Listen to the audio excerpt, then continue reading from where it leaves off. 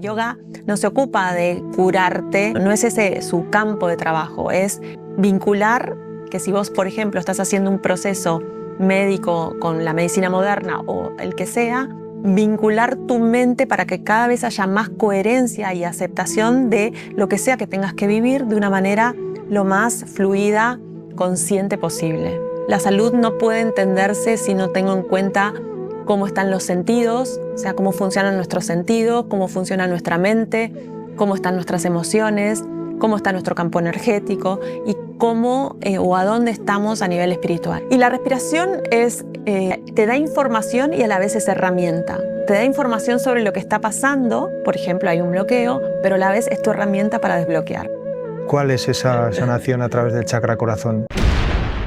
Gabriela Vinello es licenciada en Ciencias de la Comunicación con especialidad en Educación y Antropología. Tras su trayectoria académica se volcó al yoga con dedicación exclusiva. Es fundadora y directora de Proyecto Madre, escuela de yoga personalizado y yoga terapéutico. Pionera en su implementación médica en Argentina y autora de varios libros, entre ellos Sanar, el camino del yoga terapéutico, donde integra filosofía, ayurveda y práctica personalizada como vía de autoconocimiento y sanación. Bienvenidos, bienvenidas de Tal Árbol, Tal Astilla. Hoy un podcast fuera del entorno habitual. Estamos en Madrid con la mejor compañía y estoy con Gabriela Vinello. ¿Qué tal?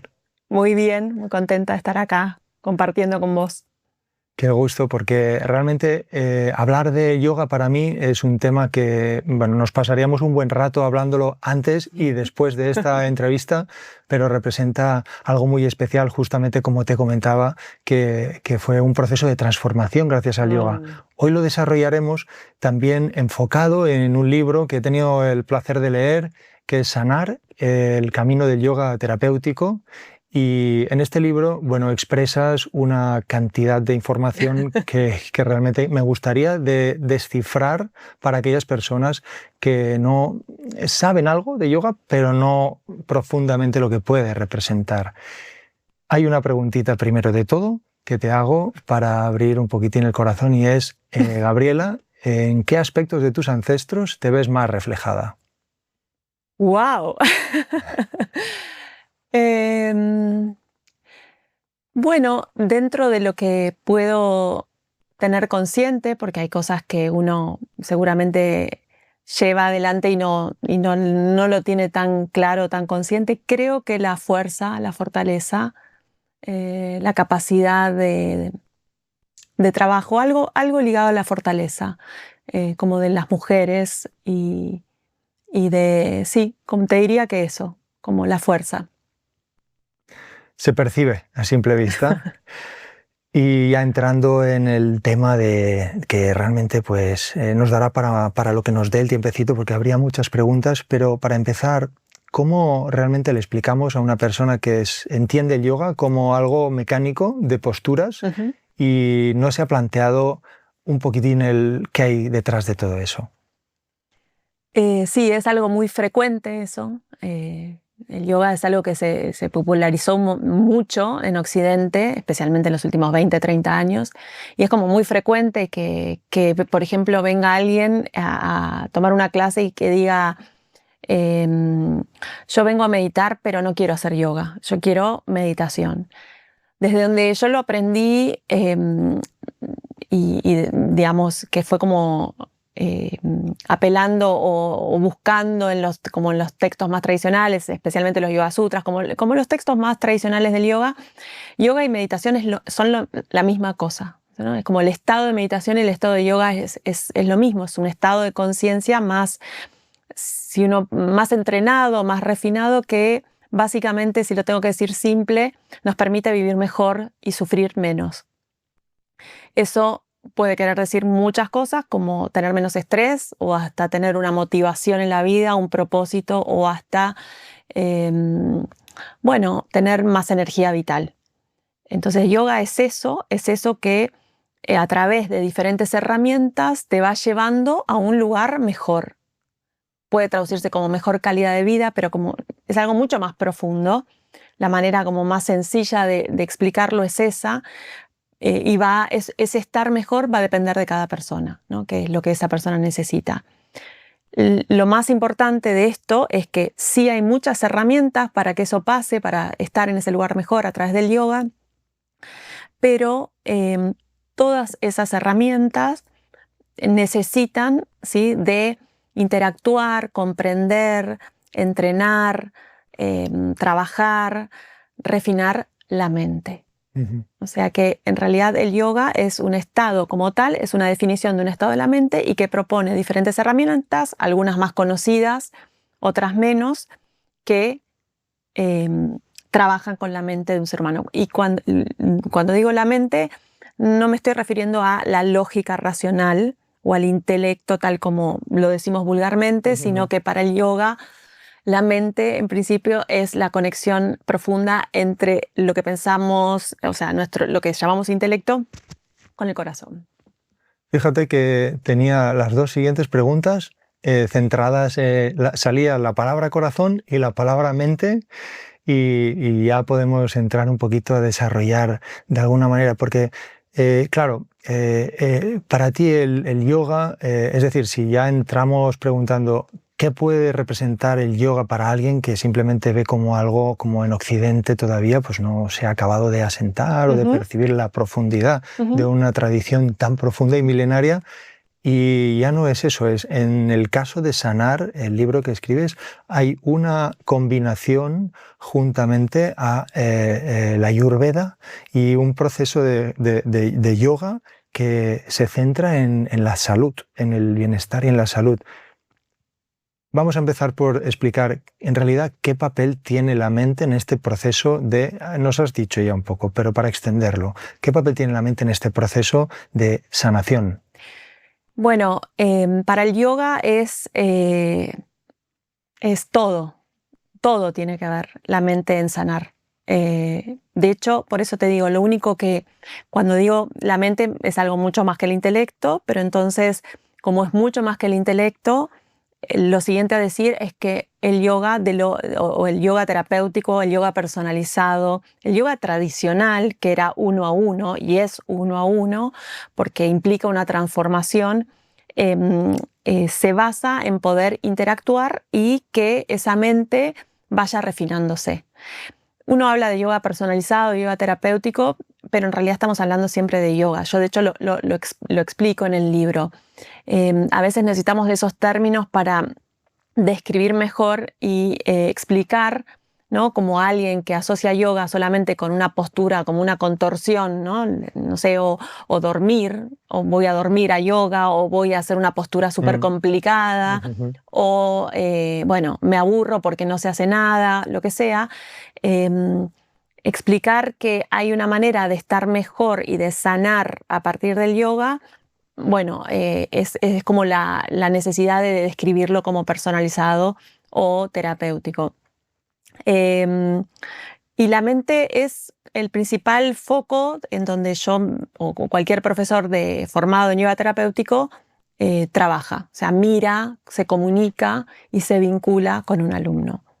Claro.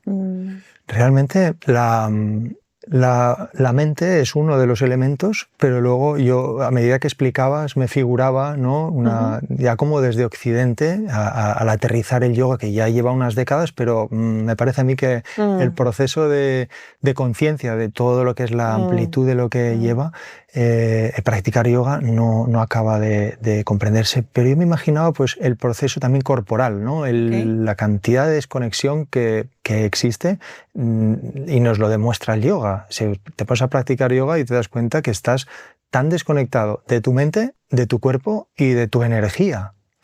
Sí, de hecho ahí me acordé también de lo que me preguntaste antes también respecto de la Ayurveda, que en el libro de alguna forma tiene, lo traigo en esta pregunta también porque tiene como el fundamento de explicar el Ayurveda para describir y conocer el cuerpo físico, ¿sí?, abordar el cuerpo físico desde un modelo que no es el modelo de lectura o de abordaje occidental. ¿Y por qué está ahí? Y ahora después respondo a lo que me estás preguntando, pero está ahí porque tanto el yoga como el Ayurveda tradicional tienen los mismos modelos para mirar a ese cuerpo, ¿no? Después vamos a llamarlo como el modelo anatómico simbólico o el modelo de las 5 capas o el modelo vinculado a los elementos. Bueno, en fin, es como lo ven desde la misma perspectiva. Entonces, por eso pueden interactuar y dialogar, tanto el yoga como la ayurveda, se prestan conceptos y herramientas. Entonces, se hace una sinergia muy potente. Yoga terapéutico apela a un montón de conceptos, significados, sentidos de la ayurveda, pero no es aplicación de ayurveda, es yoga, ¿no? Y el ayurveda también se asiste del yoga como herramientas y para poder explicar, comprender y describir. Entonces, bueno, ahí el cuerpo físico es uno de los elementos o uno de los aspectos a tener en cuenta para vincular, para integrar con los otros aspectos más sutiles. La mente, para el yoga, para el ayurveda, no funciona separada de lo físico. Ese es el problema que normalmente tenemos en la vida cotidiana. O sea, inclusive, digamos, yo puedo practicar yoga, pero de repente mi naturaleza puede hacer que esté muy entusiasmada escribiendo el libro y pueden pasar 6 horas y no me entero si tengo sed, si me dolía la espalda, porque es tanto el interés y el entusiasmo que desconecto del cuerpo. Y eso para el cuerpo físico no es lo mejor si eso lo sostengo en el tiempo y vivo así. Entonces también el yoga te ayuda a integrar, si sos una persona que desconecta más o con más intensidad, te ayuda como a integrarlo. Y si sos una persona que vive mucho más en lo físico y no tenés como ningún tipo de introspección, te ayuda como a ir un poco hacia adentro y poder vincular, ¿no? Ir hacia adentro y de verdad, porque justamente comentábamos, ¿no? Para mí fue un descubrimiento en uno de los momentos de más estrés de mi vida, y descubrir justamente lo que acabas de describir fue darme cuenta de algo que va más allá de lo que creo que soy y lo que creo sobre mí, mi cuerpo, mi mente y mi energía, ¿no? Me pregunto, me salgo de mi guión, como siempre, me pregunto, una persona puede practicar yoga, puede ser muy buena en yoga, pero quien escribe un libro como el que tú has escrito es una persona que está arraigada y conectada de una manera metafísica a la cultura india. ¿Qué te lleva o en qué momento se activa? Porque a mí aparentemente, yo he estado en la India, conozco muy bien, me apasiona la India y tu pura imagen me trae a la India. ¿En qué momento, ¿no? se activa esa conexión tuya con la India? No tengo registro de cuándo, solo sé que desde que tengo memoria, cada vez que aparecía en Buenos Aires, donde yo vivo, algún registro de algo indio, de cualquier tipo, color, aroma, música, que bueno, ahora es como, bueno, mucho más frecuente, pero cuando yo era pequeña no era tampoco tan frecuente, el mundo no estaba tan interconectado como lo está ahora. Sentía una gran afección, sentía como algo, como un deseo así, como que me gustaba mucho, me interesaba mucho. Y inclusive creo que ya de más grande, antes de haber ido por primera vez, yo ya tenía claro que me gustaba, tenía como el deseo de ir a la India, pero por una razón u otra no podía ir. Me acuerdo de haber visto una película, ni me acuerdo exactamente cuál era, pero que terminó la película y yo sentía como una especie de nostalgia. O sea, de hecho, hasta inclusive me puse a llorar de lo, sí, intenso que era ese sentimiento de nostalgia, que de hecho mi pareja me decía, pero ¿qué te pasa? Como no fue un final tan conmovedor. Y bueno, cuando pude ir por primera vez, bueno, como que se cerró esa historia como de nostalgia y de deseo por ir y se abrió una nueva historia porque, bueno, después seguí yendo muchos años, sigo yendo, hace muchos años que voy y fui entendiendo muchas cosas. No solamente es que me resulta como familiar, es raro decirlo porque no es familiar, porque nací en Occidente, pero hay como cosas que son como muy afines y familiares, y para ellos también, ellos con quienes interactúo, con las devoluciones que tengo, pareciera que también lo es. Y después me ha pasado también con otras personas que aparecieron en mi vida que bueno, que les pasó parecido con la India y es como sentir una hermandad más allá bueno, de los nombres, los países y todo lo demás. Creo que ahí, cuando hablamos de India, bueno, no conozco ningún ancestro, no tengo conciencia de ningún ancestro que haya vivido en la India, pero bueno, me siento parte de esa tierra o de ese espíritu. Algo creo debe haber pasado por ahí en algún momento de mis vidas. Seguro, justamente a mí me llevaba a la mente a pensar en que, ¿no?, esta conexión tan profunda que te lleva a la emoción y conectar con, bueno, hasta el punto de, como digo, ¿no?, de escribir un libro que es que escribes términos sánscritos describiendo lo que es decir, es traer un resumen, crear un puente entre una terminología y una comprensión de una cultura tan profunda, tan milenaria, y traspasarlo a un libro en forma de manual para aquellas personas. Yo entiendo que cualquier persona que le interese el yoga, pero sobre todo para alguien que practica yoga y que enseña yoga, que pueda llegar a ver la función tan terapéutica y sanadora. Sí. Yo creo que por eso se llama Sanar y por eso también el libro, más allá de que es un manual y que ayuda a los profesores de yoga que hacen yoga terapéutico, por sobre todas las cosas también hay un hilo que es como mi propio proceso de sanar. Y dentro de ese proceso, una de las cosas que sucede es que yo fui entendiendo a lo largo de los años que bueno, porque en algún momento es, bueno, India me llama, bueno, pero no soy de India, nací en Argentina, en el Cono Sur, y amo mi tierra y amo mi cultura también, y entonces entendí que, bueno, soy buena traductora y mediadora, o sea, mi tarea, porque la practiqué conmigo, la fui haciendo conmigo, mi propio proceso, fue integrar Oriente y Occidente, y integrar lo tradicional y la vida moderna de la manera más respetuosa que puedo, que me sale, porque es una tarea esa, ¿no? Y obviamente siento que es apenitas, que lo chiquito que toco lo intento hacer lo más seriamente posible, pero siento que esa es como un poco la función mía como profe, lo tengo bastante claro hace unos años eso, y lo que escribo tiene que ver con eso. Porque en mi propio caso también poder no quedarme tan apegada a lo tradicional, que es como lo que me salía fácil, y poder eso, bueno, ir integrándolo y comunicándolo a todo el mundo.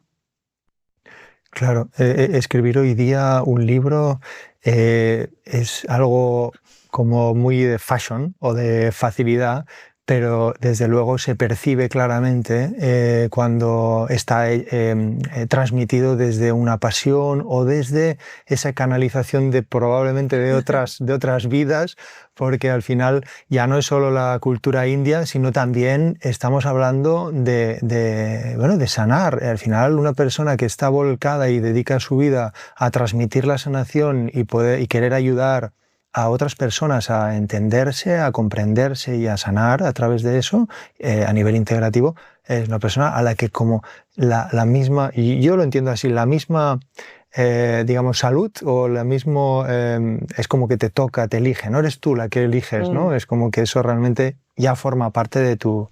Sí, sí, puede ser. Yo creo que sí, uno no sé cuánto elige, porque digamos, ahora estamos hablando acá súper bien, contentos con el libro y todo, pero bueno, fue un proceso, ¿no? Y no siempre, te diría, por momentos duro, porque obviamente que ese proceso del yoga, de transformación, implica encontrarte, ¿no? con un montón de cosas. Y entonces, bueno, yoga es experimentarlo para poder transmitirlo, o sea, no es algo que vos podés estudiar en un libro. Entonces, volcarte a eso, ser atravesada por eso, implica, bueno, atravesar las sombras, atravesar los obstáculos, atravesar los desafíos. Y bueno, y entonces desde ese lugar creo que no sé cuánto uno sale a buscar eso, simplemente que en mi caso lo que te puedo decir es, siempre hice lo que mejor pude con lo que iba sucediendo y ahora entiendo que detrás de todo eso, desde muy chica, siempre hubo una búsqueda y es como ese es el camino que me tocó y que elegí en un punto, las dos cosas. Son aspectos, fíjate, claro, corporales, aspectos mentales, porque claro, uno se encuentra, que empieza a practicar yoga y para empezar pues es, wow, pues ¿cómo se hace esa postura? ¿Me dolerá o no puedo? ¿Estoy oxidado? ¿Y cómo será eso? ¿No? Ves al profesor, yo lo digo por experiencia propia, y dices, wow, si algún día podré llegar a hacer eso, me parece increíble, conectar con el cuerpo, con la mente, los momentos en los que dices, no me imaginaba que existieran momentos en los que yo pudiera llegar a estar al menos con espacios de vacío mental, que al final ya no es decir, no quiero pensar en nada o la mente en blanco, sino simplemente que haya momentos de vacuidad, de esos que son como mágicos, simplemente, ¿no? Y luego energéticamente. Y ahí entra el concepto prana, que también relatas en muchos aspectos, ¿no? Y se trabaja con ello. Explícanos un poquitín sobre lo que es y cómo funciona. Bueno, el prana es la energía vital, es la energía de la vida. Es un concepto central en yoga. Cuando hablamos de la mente, que aludí antes, la mente necesita un combustible para funcionar, para existir, para hacer, para pensar, para lo que sea, y ese combustible se llama prana, es energía vital. Y bueno, el yoga básicamente intenta por diferentes caminos o maneras, algo muy simple y complejo a la vez, que es que esa energía vital circule, fluya por donde tiene que fluir. Entonces, en el cuerpo físico es claro que ahí lo podemos como hasta poner como en el ejemplo de, bueno, la sangre circulando, ¿no? Como los tejidos vivos por algo que lo está nutriendo. Bueno, algo parecido a eso es como lo que tiene que ver con la anatomía simbólica del campo del cuerpo energético, y entonces hay como canales donde el prana circula. Esto visto también, digamos, es uno de los fundamentos por los cuales existen las posturas de yoga, ¿no? Las posturas de yoga no están buscando elongar el psoas o no nacieron para eso, ni para estirar los isquiotibiales, ni para tener más músculos. Las posturas de yoga, si uno las aborda seriamente, empieza a entender un lenguaje, una anatomía del cuerpo que se basa en la función de la energía vital. Entonces, cuando estás trabajando con una postura, en vez de estar pensando en la musculatura, por lo menos en mi caso, las profesoras y profesores que trabajan en la escuela con nosotros, como formamos, puedo hablar por eso, porque son los que están cercanos, obviamente habrá otras escuelas también, pensamos en función del prana. Y eso, para dar como un tip, una ayuda para entender a qué me refiero, simple, tiene que ver con, por ejemplo, qué componente de la respiración está implicado en cada postura. Si es la exhalación, si es la inhalación, va a querer decir cosas muy diferentes la función que tiene esa postura. Y entonces te diría que la manera más sencilla y práctica de ver qué está pasando con el prana es qué pasa con la respiración cuando una persona hace una postura. Entonces nos importa mucho más. Todo es un detalle de observación que está vinculado con eso, así logra llegar al piso con las piernas estiradas cuando se flexiona hacia adelante, o si no sé, hace Ustrasana o no sé, el arco o Urdhva Dhanurasana, cualquier postura de arquear la espalda, hace la forma perfecta y no respira, no me sirve, no es una postura, eso no es yoga. Y eso es como algo bastante frecuente en casi muchos videos que veo, muchas clases que por ahí suceden. Como, no es la forma, sino la función. Yo recuerdo haber visto un vídeo era un montaje en el que se ponía, bueno, estaba una persona haciendo una trikonasana concretamente, que es, bueno, una posición para que alguien sabrá, quien entienda, ¿no? Y en el montaje se veía como una representación de lo que era el flujo de esa canalización de energía, cómo se movía por las diferentes partes del cuerpo. Y yo me pregunté, ¿habrá quien pueda sentirlo seguro, pero verlo? Es decir, ¿es una energía que puede llegar a percibirse y verse? Nosotros la percibimos, pero te diría que no, yo por lo menos no la percibo así como no te podría hacer un mapa, ahora entra por acá, sale. No lo sé hacer. Hay registros de eso en relación a los nadis, a los canales de circulación del prana. No es, te diría que ni siquiera es algo para mí que no me deja dormir, no como decimos nosotros.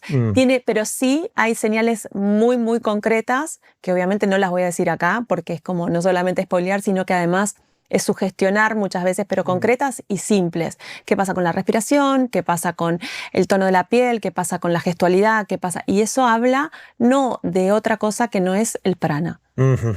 ¿Qué está pasando con eso? O sea, como hay cosas que se entrenan, nosotros pasamos muchas horas de las formaciones entrenando la observación. Yo pasé muchas horas en India entrenándome en eso,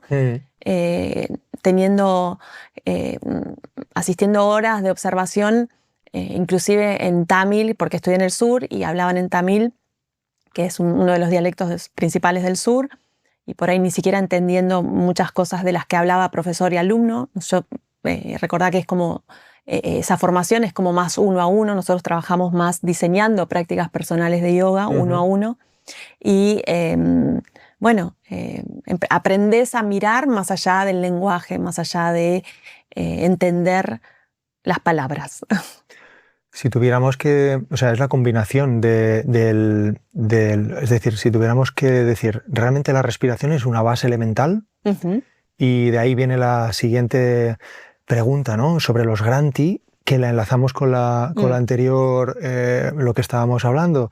Claro, los Granthi como parte de ese bloqueo y el cual tiene que ver la respiración, ¿no? O sea, hablas concretamente de la imposibilidad de esa imposibilidad de poder sostener la retención al inhalar, es lo que revela el bloqueo energético, ¿no? ¿Entiendo? Sí, a ver, para ponerlo como en contexto, quizás por ahí, porque el libro tiene muchos casos, entonces por ahí me estoy refiriendo a eso en un caso puntual. Okay. Ajá. Los Granthis son como nudos, ¿no? Como contracturas serían, como nudos que pueden expresarse en lo físico y en lo sutil. En lo físico es tan simple como puede ser hasta un mioma, ¿no? Un mioma, un fibroma, ¿sí se llama así acá en España? Sí. Bueno, que está expresado en el cuerpo físico, pero en lo sutil también. Y bueno, también no es que yo estoy como, bueno, ¿dónde? A ver, voy a hacer un mapa de dónde está el Granthi. Se observa a partir de lo que pasa con la respiración, a partir de por ejemplo, ver ese recorrido de la respiración y cómo se por ahí bloquea en algunos lados o cómo el cuerpo compensa, elude pasar por algunos lados. Bueno, entonces uno ahí va como haciendo como avisorándolos, ¿está bien? Uno de los lugares donde uno puede observar eso es en alguien, probablemente por el caso de lo que me estás preguntando, es como en alguien que ya tiene un entrenamiento, porque así como el cuerpo vos lo vas entrenando para determinadas posturas, a la respiración también. Una autoobservación. Entonces, si por ejemplo alguien que viene de la calle, yo le digo, bueno, ahora inhalar, retén en 10, y no puedo decir que tiene un Granthi, en realidad no es, o sea, estoy... No tiene práctica. Exacto, y le estoy como lo haciendo correr y cuando no camina todavía.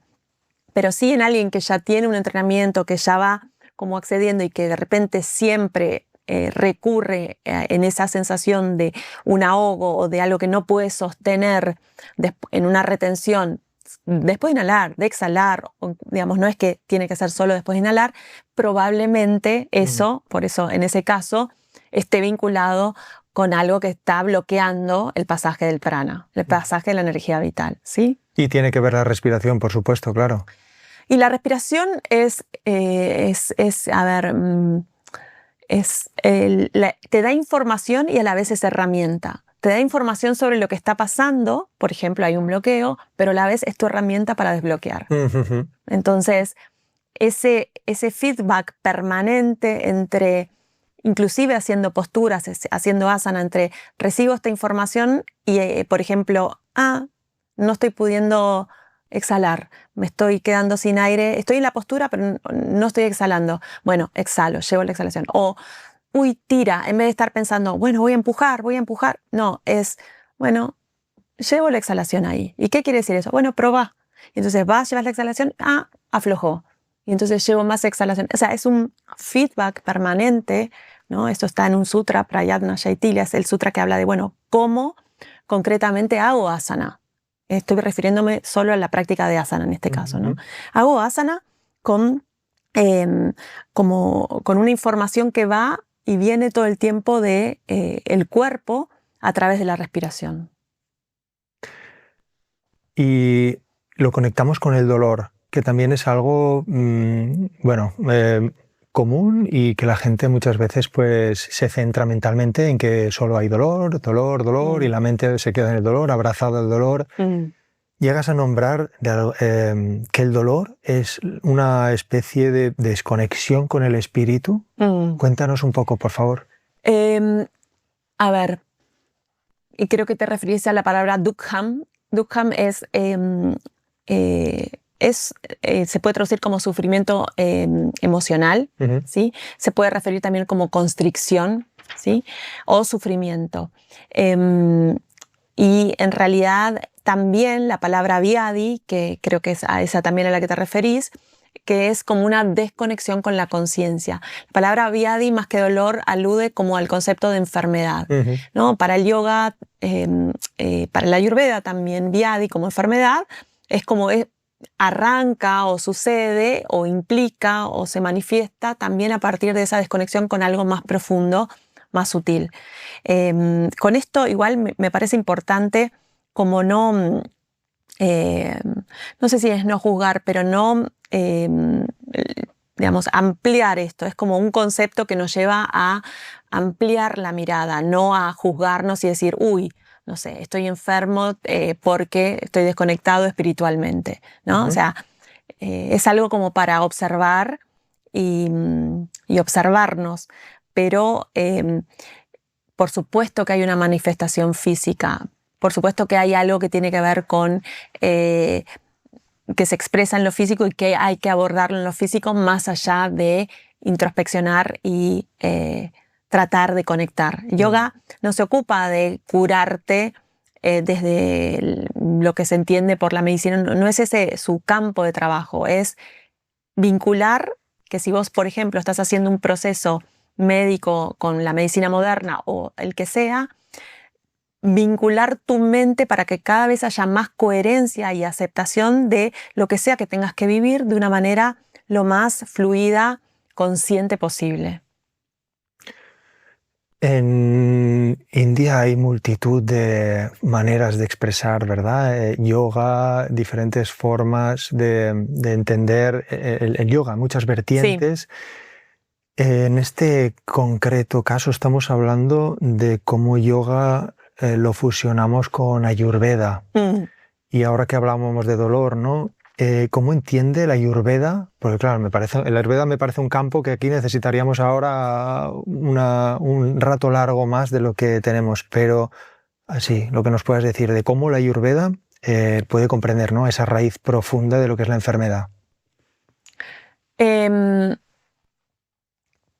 Yo no, te diría que no sé si puedo también profundizar como qué dice la Ayurveda, porque soy practicante de Ayurveda y soy estudiante de Ayurveda, pero siento que puedo decirlo desde los textos y desde el conocimiento y las enseñanzas del yoga. Lo que sí puedo decirte es que tienen la misma visión. Este concepto de cómo abordar la salud desde un lugar integral, ¿sí? Digo, poder entender que no somos solo un cuerpo físico, sino también energético, emocional y espiritual. Eso es exactamente igual en yoga y Ayurveda. Entonces Ayurveda, te diría que en ese sentido sí está expresado en el libro. Gran parte del contenido de Ayurveda no es algo que dicte yo en la formación terapéutica, sino que, bueno, en nuestra escuela trabajamos con médicos de la India, que son como que también siguen un linaje, ¿no? Donde tienen maestros a cargo porque hoy en día también, así como el yoga explota por todos lados, el ayurveda también, y sacás médicos ayurvédicos de cualquier lado, inclusive en la India. Bueno, digamos que intentamos dar esto al mundo moderno desde la seriedad de las enseñanzas tradicionales. Y es la misma mirada, la salud no puede entenderse si no tengo en cuenta cómo están los sentidos, o sea, cómo funcionan nuestros sentidos, cómo funciona nuestra mente, cómo están nuestras emociones, cómo está nuestro campo energético y cómo o a dónde estamos a nivel espiritual. La Ayurveda tiene diferentes definiciones, una de ellas es la que te estoy diciendo, pero sí, digamos, puede haber muchas más que no soy yo la indicada para comentarlo, pero con esa me alcanza porque el yoga mira a la salud o a la integridad de una persona igual. Claro, y eso fusiona de maravilla con el yoga. Al final está... No solo fusiona, sino que genera una sinergia muy potente, muy potente. Y esto no es teoría. O sea, la teoría es hermosa leerla y decir, wow, nosotros en yoga decimos lo mismo, wow, ahora entiendo mejor este concepto de yoga. Sino nosotros en la escuela hace muchos años que trabajamos en combinación y entonces la formación, no solo la formación en yoga terapéutico incluye Ayurveda, sino que trabajar con las consultas 1 a 1 de yoga terapéutico y Ayurveda, ves en lo cotidiano la transformación de las personas, Claro. ¿no? Que es no solamente energética, sino, o sea, no solamente física, sino energética, o sea, más motivación, más ganas, cosas que eran crónicas dejan de serlo, no es de un día para el otro, Claro. Hay un montón de cosas para hacer ahí, con mucho esfuerzo, pero como hay una sinergia, ¿no? del yoga y el Ayurveda, y trabajamos como muy afín y trabajamos mucho, muy, muy seriamente, pasa que, bueno, hay una potencia ahí que yo digo que es como un milagro, pero en realidad es el milagro del prana. Yo, tal como lo comentas, me conecta con la tendencia, ¿no?, de una persona que primeramente la tendencia es a acumular el dolor o el sufrimiento hasta un punto de decir, vale, ahora esto, necesito ayuda, voy y lo delego, lo pongo en manos de alguien externo y espero que esa persona haga un proceso de... Es decir, totalmente lo contrario a lo que realmente representa, ¿no? Que todo empieza por una actitud de cambio y de transformación que... Si no empezamos con intención y actitud... Me parece que está bueno esto que decís porque solemos asociar lo terapéutico a alguien que está padeciendo y que tiene una actitud pasiva con respecto a eso. Y creo que en los dos casos, tanto el yoga... O sea, si bien en la práctica la medicina ayurveda tiene más intervención cuando hay alguien que está sufriendo desde un lugar más pasivo, entonces hay una primera etapa que puede ser como... un paciente que esté como, bueno, en una situación más pasiva. En el caso del yoga, evidentemente requiere de cierta conciencia y de cierta actitud activa para, inclusive, digamos, yo he llegado a dar clases a personas que estaban parapléjicas, pero su mente estaba consciente y se podía trabajar porque querían esa herramienta. Sí, la fuerza de voluntad, algo de eso tiene que haber para... Por eso traigo ese ejemplo, porque no está, el cuerpo puede no moverse, puede no tener la posibilidad de moverse, pero la mente tiene que estar consciente. O sea, nosotros no podríamos dar yoga a alguien que está en coma, ¿no? Pero sí a alguien que por ahí no puede mover su cuerpo físico y quiere trabajar con visualizaciones, con respiración, en fin. Y eso lo mueve todo.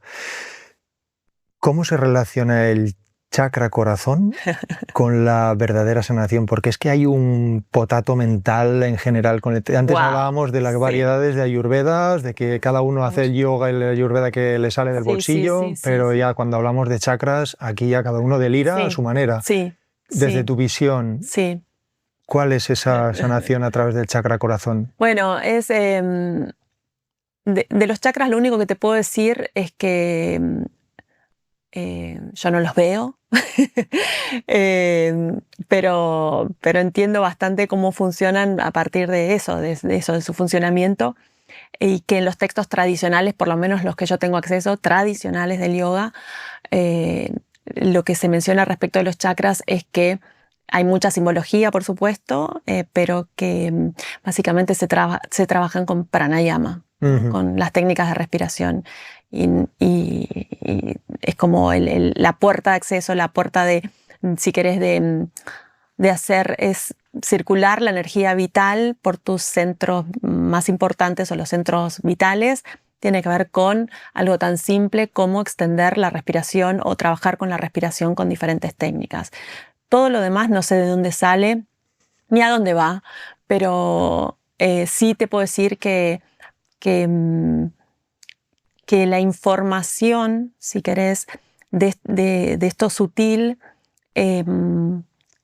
va viniendo, va haciéndose consciente en la medida que uno está dispuesto a trabajar consigo mismo. Entonces, quizás no sé si es tan útil querer tener esa información teórica y no practicar seriamente. Si vos realmente te orientás a lo sencillo, a paso, esa información tarde o temprano va a venir si tiene que venir.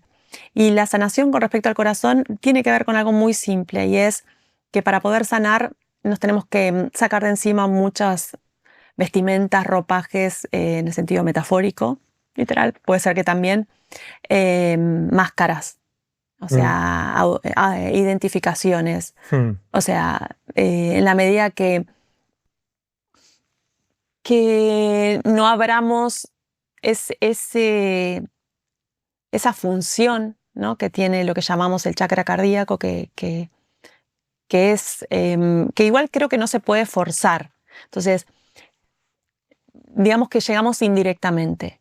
¿Por qué? Porque antes que eso hay que trabajar con eso otro que es más burdo, que son nuestros instintos, que son nuestras compulsiones, que son nuestras sombras, entonces como que vas refinando eso, vas limpiando eso, vas echando luz sobre eso, vas enfrentándolo y con ayuda, con herramientas, con guía, y entonces naturalmente, ¿sí?, va sucediendo que ese orgullo, esa soberbia, esa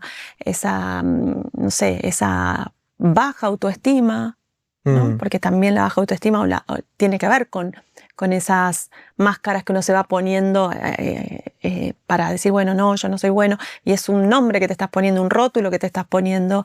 Entonces, de a poco ir atravesando eso te va haciendo querer más a vos mismo y por ende a los demás, de una manera más honesta y más genuina. Una de las herramientas que nombras y la cual practico y me fascina, y se nos acaba de tiempo, pero espero poder acabar tratando este tema y haciéndote una última pregunta, es sobre los mantras. Claro, yo he llegado a recomendar mantras en consulta de psicología a personas con depresión o ansiedad. Desde tu punto de vista, ¿qué mantra, por ejemplo, entregarías a una persona con depresión y a una persona con ansiedad? Te lo diría, quizás no sé si es para abrirlo así tan genérico, porque vale. No, más que nada es algo simple, no es nada oculto, pero sí me parece importante destacar esto, y tiene que ver con cada alumno. Nosotros hay como lineamientos para trabajar condiciones de salud, y hay lineamientos de posturas, de mantra, de respiración para trabajar con ciertas condiciones, pero después todo eso tiene que personalizarse, porque justamente cada ser humano tiene una combinación única de su mente, de su cuerpo, de su contexto, de su familia, de dónde viene, a dónde va, de su actividad, y entonces ahí es donde sabemos.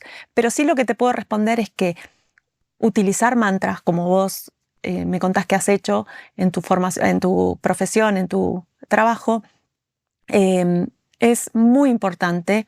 Genera un efecto directo, profundo y directo para agarrar a la mente y llevarla a donde vos la quieras llevar. Uno cuando dice, ahora me quiero calmar, no siempre es sencillo, ¿no? Silenciar la mente.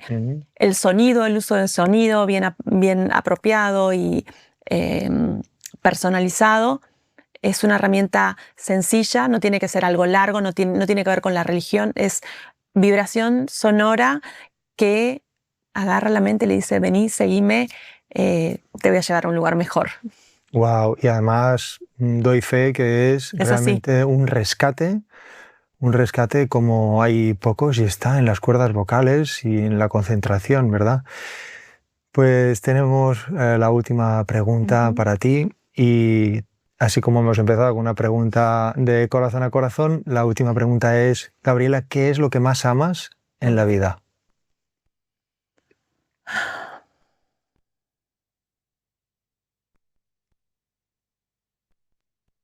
Amo muchas cosas.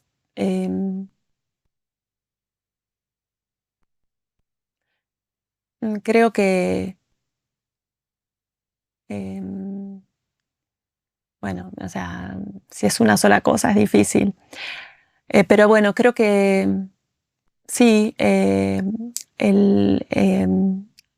la fuerza interna que siento de lo que sea, estar dispuesta como a aprender, como una actitud o algo, no es actitud, es como el deseo, las ganas, la fuerza, que siempre está abierta a aprender. Porque eso es lo que me permite vincular mejor con la vida. Vida. Muchas gracias. Antes de terminar, si me permites, no suelo hacerlo, pero recojo un pequeño párrafo de tu libro para un poquito darle la forma de una concentración de lo que yo he comprendido que representa una serie de tips, consejos que pueden favorecer a favorecer al cauce vital y a la sanación, que es el cultivo de la no violencia, la no presunción de lo ajeno como propio, el cuidado y el respeto por la energía de la vida, la honestidad con nosotros mismos, la siembra del agradecimiento, la purificación de cuerpo, mente y entorno, y el desprendimiento y el desapego. Muchísimas gracias. A vos, muchas gracias por leerlo con ese interés y con ese amor. Gracias. Gracias a ti y gracias a todos y a todas. De nuevo, seguimos de tal árbol, tal astilla. Hasta el próximo podcast. Gracias.